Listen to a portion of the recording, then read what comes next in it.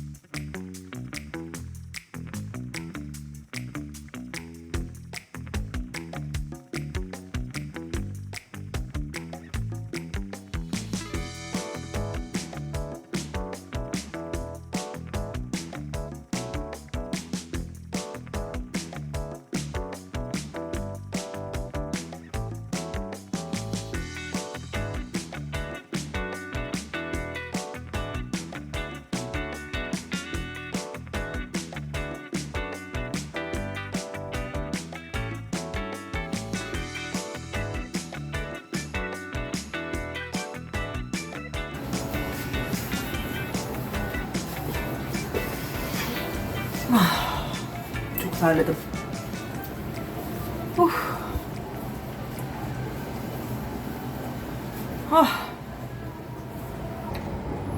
Ay, her yerim kantar içinde. Saçlarımın arkası falan sırılsıklam. Ter. Ama yine de bekleyen işleri yapmanın rahatlığı ve takdirini hissediyorum içimde. Üşeniyordum çünkü 2 gündür falan. Üşendiğim işlerdi bunlar 2-3 gündür. Neler yaptım? Çöpleri çıkarttım. Yeni çöp poşetleri koydum. Bulaşık makinesindeki temizleri yerleştirdim. Kirlileri doldurdum, çalıştırdım. Sığmayanları elimde yıkadım. Tezgahı, ocağı, lavaboyu sildim. Buz kalıplarımıza su doldurup buzluğa attım. Şişelerimize su doldurdum. Onları da buzdolabına koydum. Ve terlemiş bir şekilde oturuyorum. İşte böyle. Bugün bir video çektim. Büyük beden olmak, toplumun güzellik standartlarına uymak zorunda kalmak, özellikle kadınların bu mecburiyetten dolayı hayatlarının nasıl etkilendiği gibi konulardan. İnşallah onu da izlersiniz. O da bir yerlerde duruyordur. Hatta belki buraya eklerim. Gerçi ben şimdi bunu mirrorlayacağım için buraya değil, buraya eklemem gerekecek. Muhtemelen. Öğreniyoruz be. Öğreniyoruz. YouTuber'lığı da öğreniyoruz. Bu işleri de öğreniyoruz. Az kaldı. Yapacağız artık bu işleri. Peki bugün başka ne yapayım? Şimdi şu an çok terliyim. Artık salon bayağı bizim sıcak olduğu için, yatak odamız daha serin olduğu için yine yatak odasına dönmeyi düşünüyorum. Vantilatörü kendime doğrultup böyle iyice kendime doğru estirip birazcık önce bir terinin kurumasını beklemeyi düşünüyorum. bugün artık bir şu ana kadar çekmiş olduğum, daha kurgusunu, editini yapmadığım video parçalarım var önceki günlerden. Ona bir oturmam lazım. O biraz vakit alıyor. Ona oturunca da başka fiziksel ev işi vesaire gibi şeylere çok vakit kalmıyor. Aslında her zaman olduğu gibi katlanıp kaldırılmayı bekleyen çamaşırlar da var. Ama kanalın videosuz kalması ihtimali beni daha çok rahatsız etti. Hep böyle stoklu gitmeye çalışıyorum. En azından 2 tane video böyle daha tarihi gelmemiş, tarihi gelince yayınlanacak iki video koymaya, yani hep orada bir 2 videom, yayınlanmamış 2 videom stokta dursun istiyorum. Ve şu an kalmadı. Elimde galiba bir tane mi video var? Yok. Bir tane bile yok. Yarın yayınlamayı düşündüğüm bir video var. Yani planladığım, daha doğrusu zamanlayıcısını kurduğum. Ama hali hazırda ileriye yönelik yayınlanabilecek videom yok. O yüzden bugün ne yapıyorum? Bugün edit kurgu günü. Daha sonra da enerjim, vaktim kalırsa altyazı senkronu günü, translate günü. Böyle. Bakalım. Bugünlük çekilebilir contentim sanıyorum bitti. Ama kendime iş yaptırabildim mi bunu çekmek sayesinde? Yaptırabildim. O yüzden sizin için yeterli değilse bile, bir vlog için yeterli değilse bile benim için yeterli bir çekim oldu. Belki bunu da yarınla yine birleştirip bundan sonra öyle yapabilirim aslında. Yeterince konuşmadıysam bir videoda, yeterince içerik çıkmadıysa 2 günden, 3 günden bir vlog yapabilirim. Bakalım. Bugünün çekim kısmı bu kadardı. Görüşmek üzere. Bay bay. Günaydın. Vlogun 2. gününden selamlar. Dün demişim ki son çektiğim videolarda bugün video editleyeceğim, kurgulayacağım demişim. Yapmış mıyım? Hayır. Yapmadım. Onun yerine ne yaptım? Unpacking oynadım.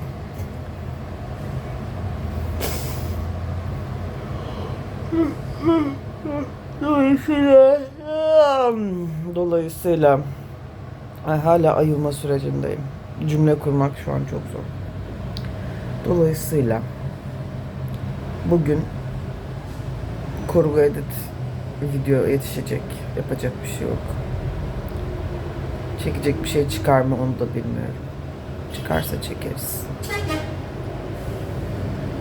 Trafik sesinden yeter artık. Yeter. Dıt. Sana dıt. Ayıldım. Bu ayılma sürecinde neler yapmıştım? Dişimi fırçalamıştım ve ilaçlarımı içmiştim. Ve bu ayılma, yani ilacın benim ilaçlarım aç karnına içildiği için yarım saat yemek yememek gerekiyor. Bu yarım saatlik bekleme sürecini ayılmaya yedirdim. Hatta daha fazla bile olmuştur. Saate bakmadım. Şimdi neyin zamanı geldi? Yiyecek bir şeyler yapma zamanı geldi.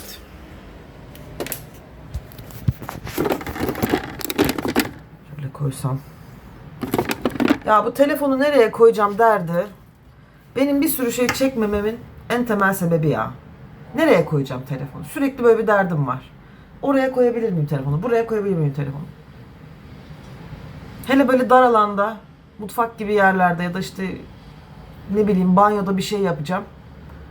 Hani masa bir şey yok, ekstradan böyle şey yok. Koyabilecek bir yer olmayınca burada çekemem diyorum yani. Nasıl çekeceğim ben bunu falan oluyorum. Mutfakta bir iki çözüm bulur gibi oldum ama yine de böyle anlık hızlı çekimler yapmak için hiç pratik bir şey değil. Bunun bir kolay yolu olmalı. Ne acaba? Bunun kolay yollarını bilen vardır. Bilemiyorum. Ben daha bulamadım. Şimdi kahvaltıya ne? Ne yapabilirim kahvaltıya?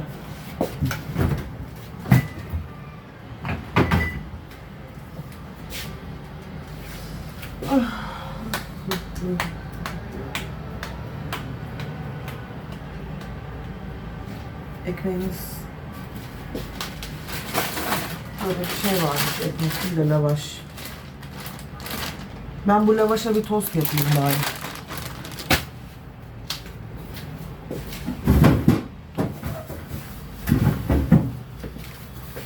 Arasına da baharat falan koyarım belki. Bence olur.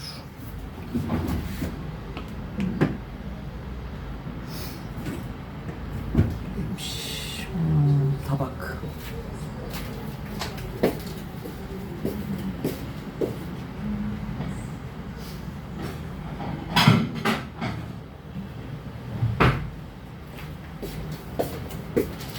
Bir tabak aldım. Nerede?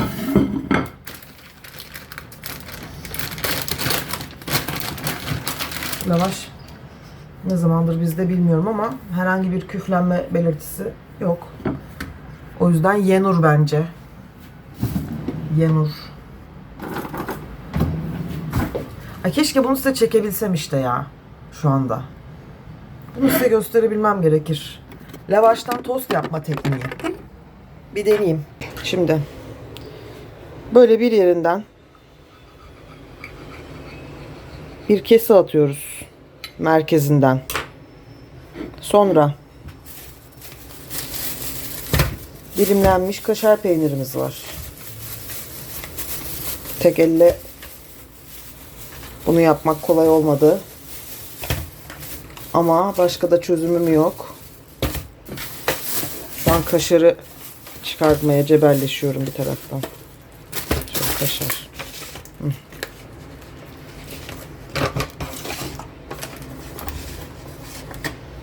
Şimdi şöyle yaptık. Ya da böyle yapayım. Ya da böyle yapayım. Ya da şöyle biraz çevirebilirim belki. Ya da böyle yapayım.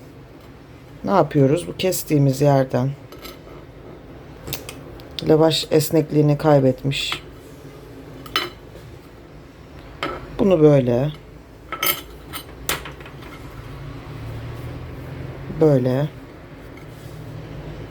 böyle bu şekilde bunu tost makinesine basıyoruz. İşte bu kadar. Lavaşa tost böyle yapılır. Bunu şimdi tost makineme koyayım.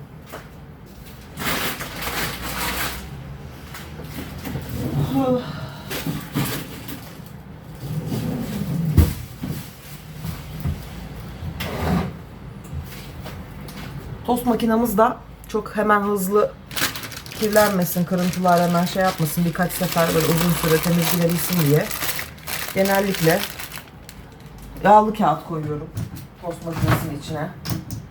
Bu şekilde olunca içinden eriyen kaşarlar falan aktığında ya da işte tost ekmeği falan gibi bir şeylerle yapıyorsam kırıntılar döküldüğünde her seferinde tost makinesinin yüzeyini çıkartıp yıkatmama ya da silmeme gerek kalmıyor.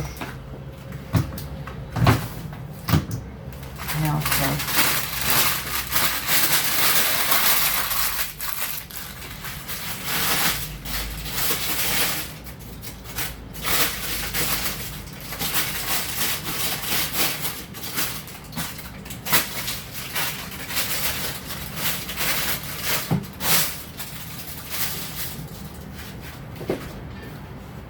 Bunu şöyle alsam daha iyi görünüyor.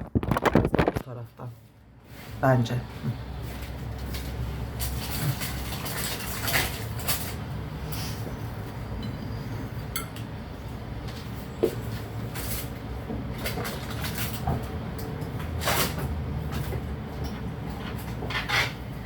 Evet, o arada kahvemizi de yapalım. Bugün hangi kahveden içeyim? Bugün klasik en sevdiğimden gideyim. Elimde en fazla olandan gideyim. Bugün El Salvador içeyim. El Salvador'da bizim kahve makinamızı eşim Danimarka'ya gittiğinde oradan almıştı. Türkiye'den almamıştı yani. Alırken de bir kampanyayla belli bir işte Danimarka kurunu karşılığında bir hediye çeki gibi bir şey veriyorlardı. Şey yapması için. Kapsül alabilmesi için. Eşim de oradan alırken random seçmiş kapsülleri. Bir tane de El Salvador kapsülü seçmiş. Kırmızı olanlardan. Ben bunu denerken evde çok beğendim. Yani en beğendiklerimden biri oldu. Sonra Türkiye'den de sipariş etmek istedim. Çünkü bizdeki El Salvador'ları hızlıca tükettik. Sonra ürünün Türkiye sitesinde bir açtım. Stokta yok ya da tükenmiş değil. El Salvador kapsül yok. Yani Türkiye'de bunun El Salvador versiyonu, kapsülü, bu kahvesi hiç yok. Öyle olunca moralim bozuldu çünkü en çok onu beğenmiştim. Kuzenim İngiltere'den gelecekti. Bir şey ister misin, gelirken getireyim mi diye sormuştu bana. Ben de dedim ki böyle böyle bu markanın El Salvador kahveleri Türkiye'de hiç satılmıyormuş. Gelirken getirirsen sevinirim dedim. Ben bir kutu istedim, o 5 kutu alıp gelmiş. Sağ olsun. O yüzden elimizde en çok ondan vardı. Kendimiz de başka kahveler almaya devam ettik ama şöyle elimizde en çok bulunan kahve bu. Bugün klasikten gideyim, El Salvador içeyim.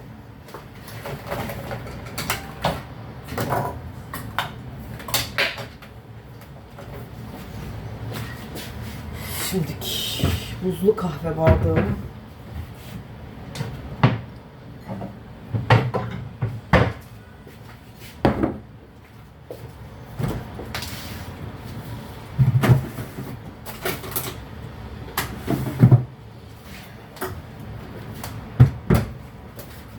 Hemen buzumuzu koyalım.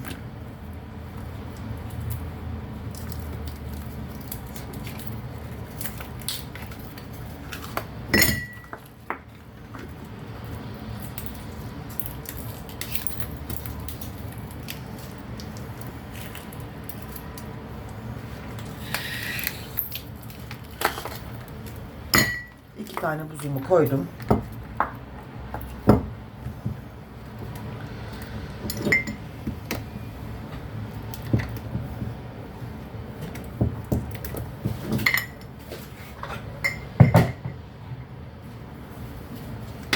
Kahvemizi de yapalım.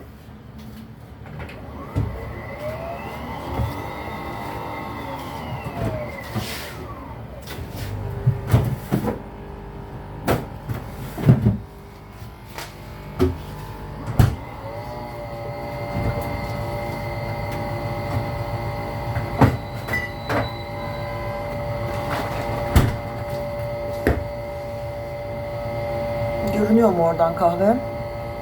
Biraz görünüyor. Işıktan belki gölgede kalıyordur.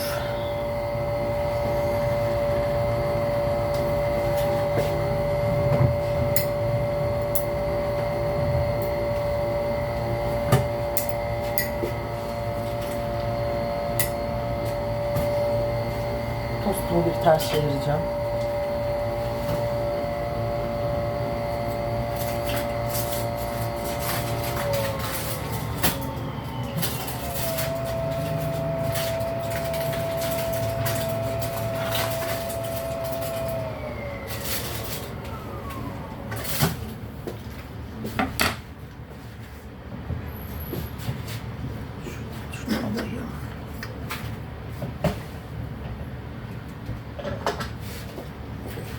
Kahvemizi yaptı. Şimdi sütümüzü ekleyelim. Virüsü bana da bulaştı. Derler ya, yemek yapanlar niye hep gıdaları sahiplenirler? Sütümüz, kahvemiz. Öyle bir şey geliyor hakikaten nedense. Halbuki süt, kahve falan. Ne oluyor? Buzdolabından ketçap fırladı arkadaşlar. Ketçap kendini yere attı.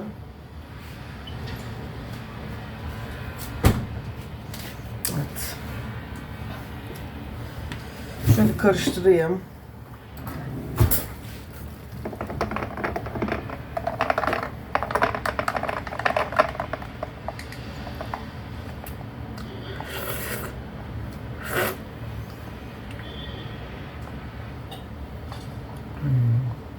En sevdiğim.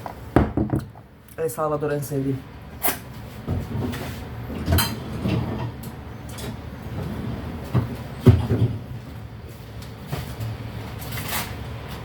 Tostumuz doldu, hatta kaşarları erimiş, akmış. İşte ben bunu bildiğim için yağlı kağıt seriyorum.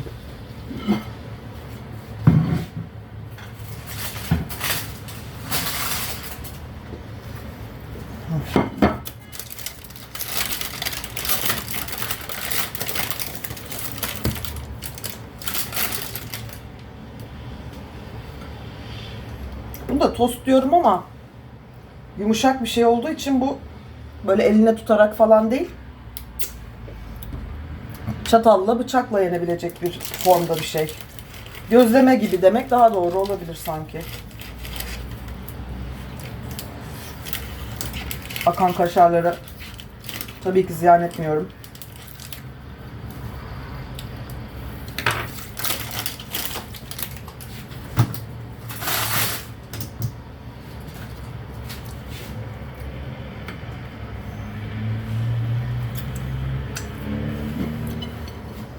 Buyurun. Lavaşa tostumuz ya da gözlememiz, artık nasıl tabir ediyorsanız hazır. Kahvemiz hazır. Kahvaltı edeceğiz ve video edit işlerimize geçeceğiz efendim.